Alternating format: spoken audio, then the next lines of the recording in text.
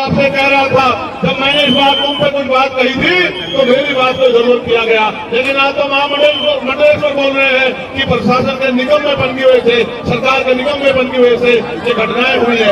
आज सरकार के पास उनका जवाब है। मैंने तो कहा था मन चंगाते कटौती में गंगा, यानी कि जिसका मन साफ सुथरा है उसे कहीं जाने की जरूरत नहीं है। लेकिन आप बताओ, आपको नारा देकर बुला रहे थे कि आ जाओ अमृत वर्षा हो रही है, लेकिन जब ये गरीब अमृत वर्षा में गए तो इनकी जान की रक्षा भी नहीं कर पाए। मैं मीडिया के माध्यम से कहना चाहता हूँ, ये हत्या है और इनकी हत्या का दोषी सरकार है, मुख्यमंत्री है। मुख्यमंत्री को जवाब देना चाहिए कि उनके दुप्रबंधन की वजह से कितने लोग की जान गई, जो आज तो इस पाप धोने थे, पुण्य कमाने थे, लेकिन वो इस लायक भी नहीं कि अपने बच्चों में चले जाएं। किसी की बच्ची चली गई, किसी की मां चली गई, किसी का बेटा चला गया, और सब लोग मिलके आज गरीबों की लाशों में हट रहे हैं। इसलिए मैं आपसे कहना चाहता हूं, ये सरकार सब कुछ दे सकती है, लेकिन आपको इज्जत की जिंदगी नहीं दे सकती है।